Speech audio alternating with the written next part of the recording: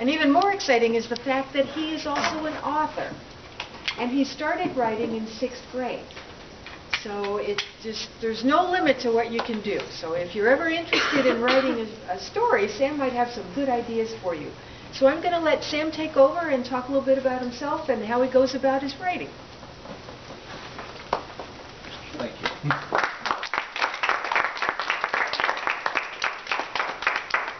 You guys are a lot smaller than my last class. Good.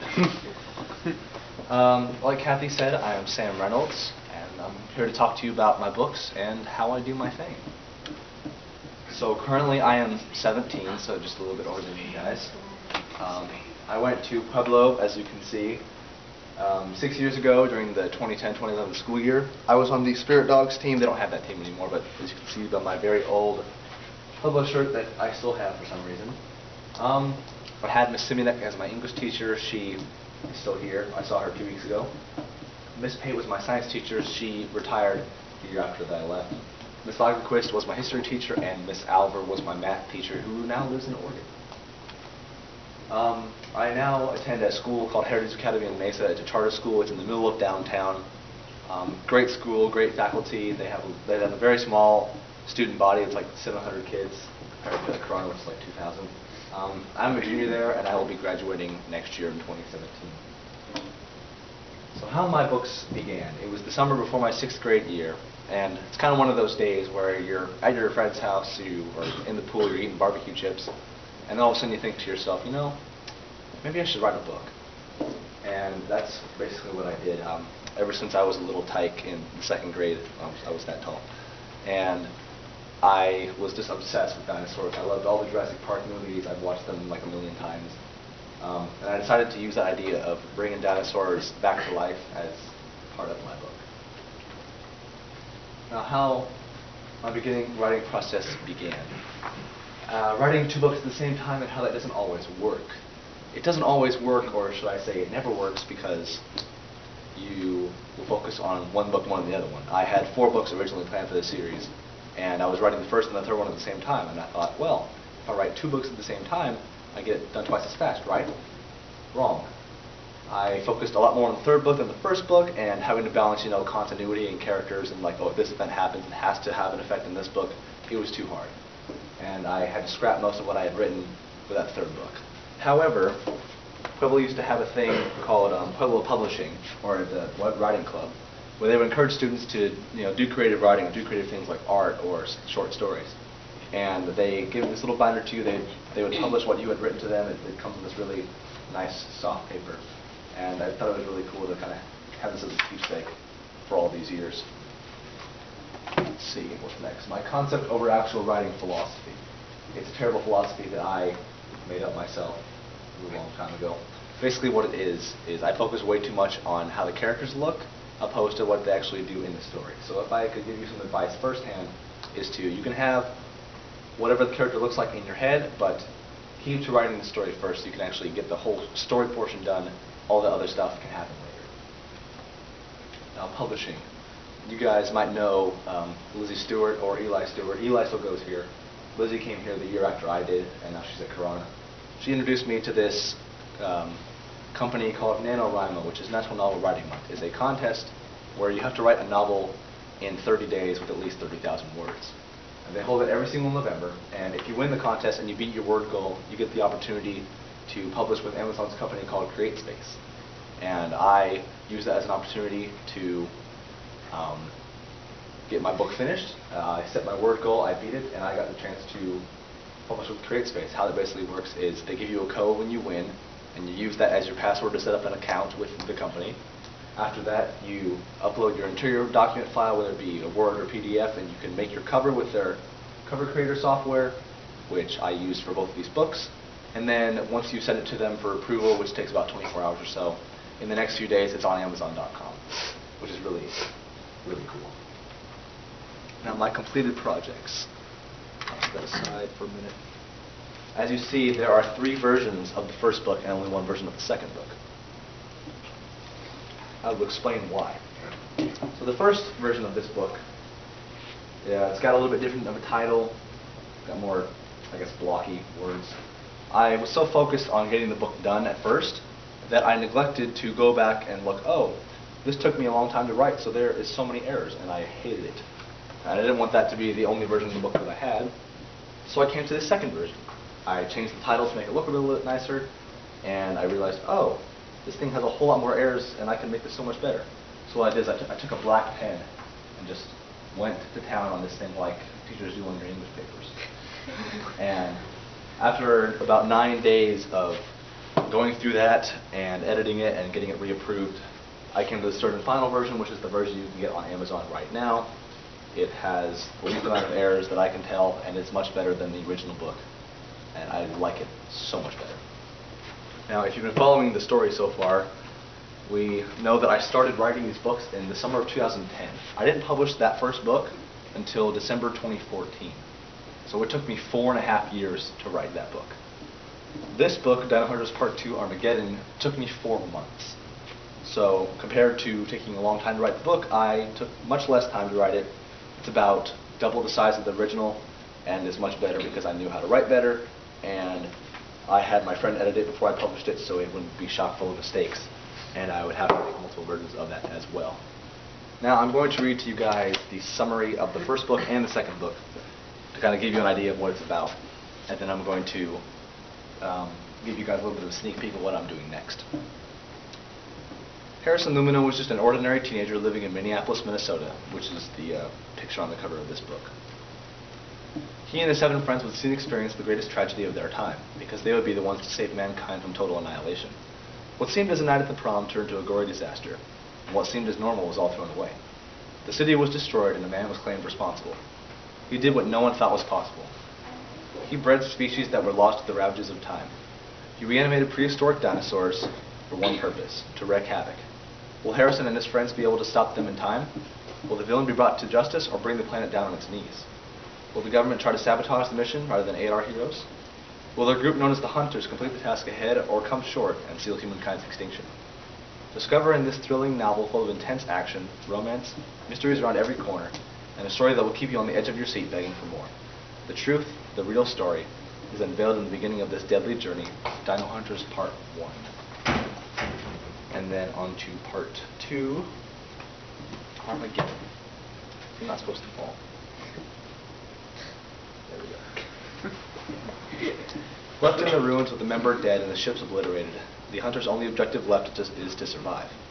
The island of Torontico is a place of many secrets, and the group discovers these secrets as they try to uncover the mysteries of the island. Oliver Jensen still poses a great threat to society and the world, greater than ever before. Will they be able to cage the dinosaur threat in time? Or will they be forced to take extreme measures and change their objective entirely in order to save the world? Harrison and those who remain will be put to the ultimate test that will either unite them together or sever them permanently. Dive into the highly anticipated sequel to Dino Hunters Part 1 and follow the Hunters to the next phase of their perilous, life-threatening journey in Dino Hunters Part 2 Armageddon. Now, I'm going to give you guys a sneak peek of my current projects. Ba-boom. Coming this spring will be my third novel called Deadlock. It's not going to be called Dino Hunters Part 3 for various reasons. If you read both books, especially Part 2, you'll know why. My original plan was to have Deadlock out last December to honor the 1-year anniversary of the first book being published, but sadly my life got in the way and that didn't happen.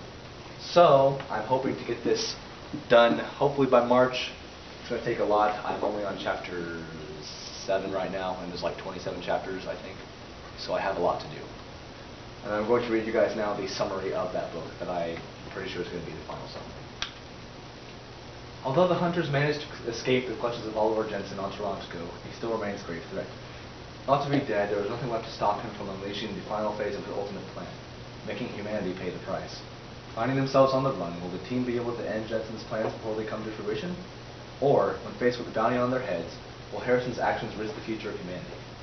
Just over a year after the first in the series was released, the next chapter of the long-lost Secret series has arrived. Join Harrison and his team as they once again have to fight their way to survive through this epic yet grim journey. Prepare, as all hope seems lost and all hell breaks loose in Deadlock. Now my plans for the future as an author. As I said in the beginning, there's 4 books in the series. I have 2 done, so I have 2 to go. Deadlock is going to be sometime this spring, and my 4th novel called Annihilation will be sometime later in the year, hopefully either August when school starts or December whichever one comes first and whichever one will not take so long. I have plans to visit more schools. I've been talking to other 8th grade groups today. They've been really enthusiastic. I came 2 weeks ago to talk to the 6th and 7th graders. They really loved all of this stuff. I went to Paloma across the street last year and talked to some 5th graders, and then those 5th graders came here to 6th grade, and they saw me again like, hey, we remember you. So it was kind of one of the taboo things. It was pretty cool. And I hope to be able to use my talents as a creative writer and an author to accomplish one of my greatest goals, which is to show the world what I'm capable of and how far I'm willing to go to make it as good as it can be. And I do that through my storytelling, my dialogue, and my characters. So now we have a little bit of time. We have a lot of time left. So we're going to have a Q&A session, and then we're going to be doing a few more things after that. So ask away your questions. Tell me your name. My name is Nala. Okay. How old are you? 17. Oh, How old are you? Tell me your name. Nick. Nick. And how much are your books? They are both $10 each on Amazon right now. Tell me your name. Landon. Landon. Sorry, I don't know if you said this or not, but how long did it take you to write the first book? First one took 4.5 years because I would write a chapter or so, and then I wouldn't write for like 2 weeks. Then I'd write for another chapter or so, and then I wouldn't write for a month. So I'd write a little bit more each time, but then I'd slack off more each time. That's why it took so long. Tell me your name. My name's Brad, and how many books have you sold so far? I think I've sold about 20 or 25 of the first one, and about 15 of the second one. Tell me your name. So Nick. Oh yeah, you're Nick. And after high school, do they encourage you a lot? Like, do they have their own little program where you tell other kids that want to write? The company for the program that I did was their Young Writers program, which goes from whatever age you want to do to 17. So technically, this upcoming NaNoWriMo, which I will probably use to finish publishing the last book, which I'm hoping will be good, that'll be the last book I can publish with that program while I'm still 17. And then after that, they have just regular old NaNoWriMo, which can be for 18 and up for adults. So like they can do the same thing that we're doing, but they're just older. Ah.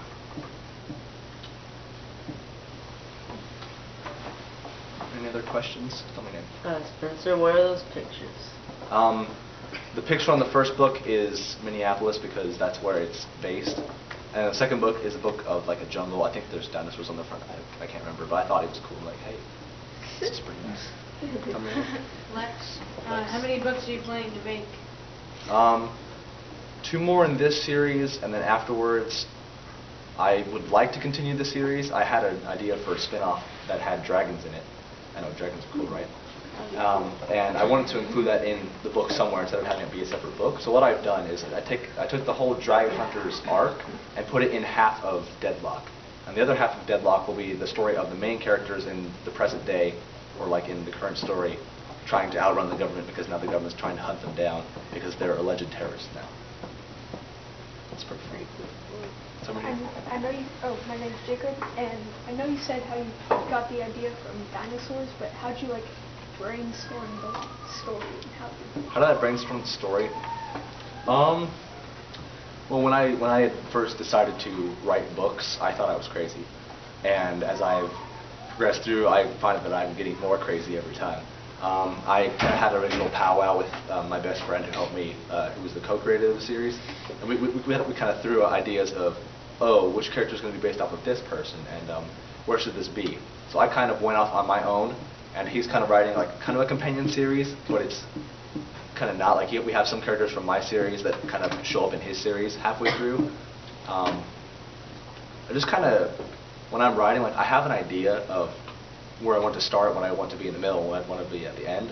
Just kind of getting there is kind of like a weave of like, sometimes it works, sometimes it doesn't. Like, I should probably scrap that. So now, like getting from point A to point B is probably the most difficult part, and then ending books are very, very difficult because you have to make sure they're exactly perfect to do exactly what you want them to do, whether it be set up the next novel, or whether it to be kill somebody off real quick, or what. Yeah, I kill a lot of people in these books, so fair warning.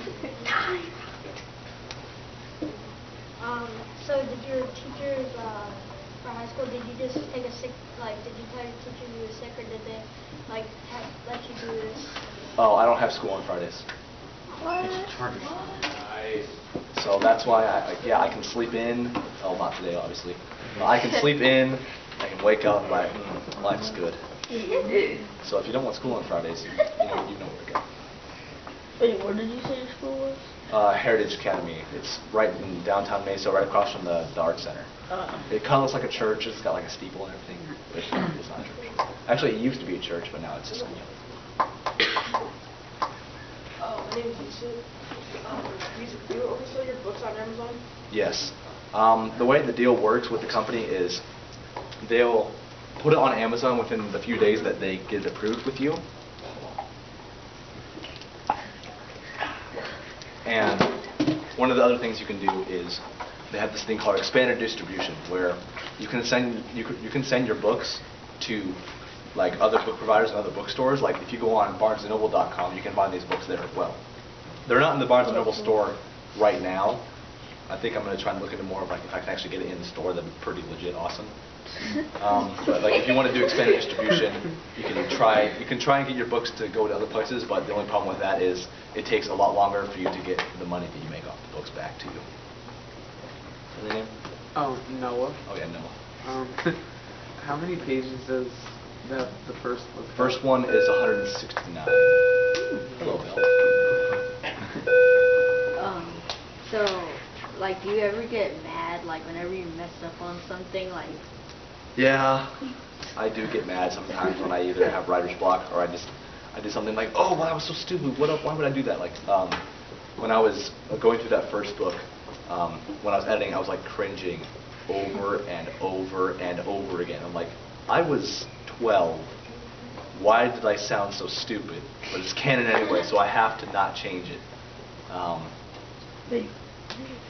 So some of the things in there, I set the characters to be in high school, and I was only in 6th grade at the time, so I had no idea what high school was like. So some of the things I talk about high school are ridiculous and not true at all. So I'm just like, I'm going with it anyway because this is fiction. Fiction is awesome. You can do whatever you want. So out of the books that you've published, which one's your favorite? Part 2, because it's darker, I kill more people, and the ending is probably my favorite. Sorry. So does writing your books ever get in the way of your schoolwork? I would say yes and no. Yes, because sometimes I'll write when I have other things to do when I probably shouldn't be doing it. And no, because I like to write at night. And like, I finished both of these books at 3 in the morning. So it goes to show that if you want it to be perfect, you will spend as much time as you need to make it perfect. Would you ever write kids' books? Would I ever write kids' books? No, because I'd make them too young adult. I'd be like, hey kids, let's talk about death. Oh wait, you're kids. You don't know what this is. I would kill too. I'd be too. I have a violent mind. I let my violence just show in everything. I'm like, if I have any deep, it's like death and gore and ugh. Like I watch Walking Dead for goodness sake. Like I have. Yeah. You gotta express that. I do have to express it. My name's Alex, and I was wondering, have you ever thought of like making a short film or something about the bush? Well, when I talked to my 5th graders last year, I told them I would talk to Hollywood about making a movie, like as a joke, obviously. If this ever gets big, which I really hope it does, I will contact all my old friends, like say, hey, we're making a movie, guys. It's real. Come. And then I'll be like, I need extras, so I'm looking at you guys. Call me. Call me on my cell phone.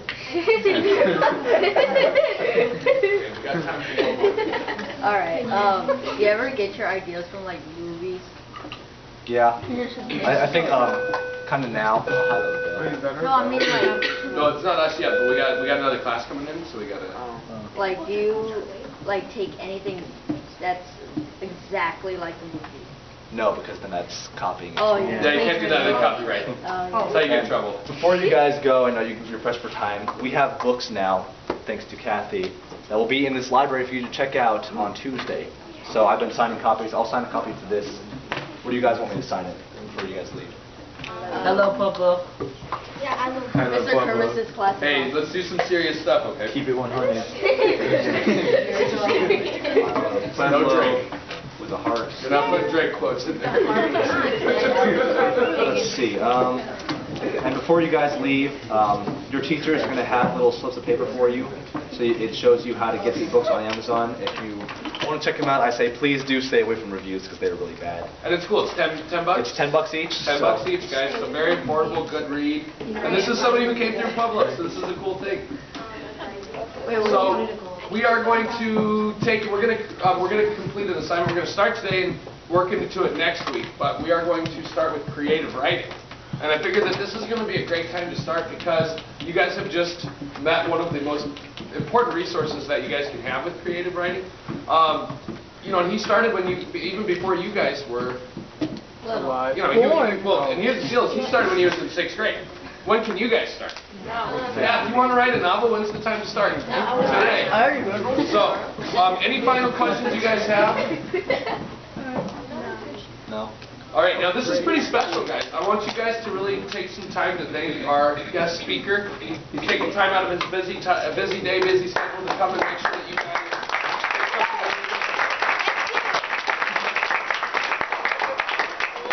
What's up, Jason? Put it on hold. And I'm going to buy a couple for my classroom too. So we'll have a few for my classroom library. Yeah, I can sign them. I can come back. Yeah, that'd be great. So thank you guys for being so good. I'm really proud of you guys. You guys behaved yourselves really well. We got to go back to class because there's another class waiting to come in. You guys want slips real quick? They're up here if you want. Cool. And I got a few of those in my room too, guys. So if you guys want to find those, $10 on Amazon. Really, really good. Take one, Way to get the bro. book. Did you draw those? Mine. Wait, who wants to take a selfie real quick? Project. Oh, me, go. Yeah. If you want to use this for your next book project, we got 2 more book projects next quarter. Oh, what? That's gonna be so You guys are good to go. He's taking a selfie. Wait. Oh, wait.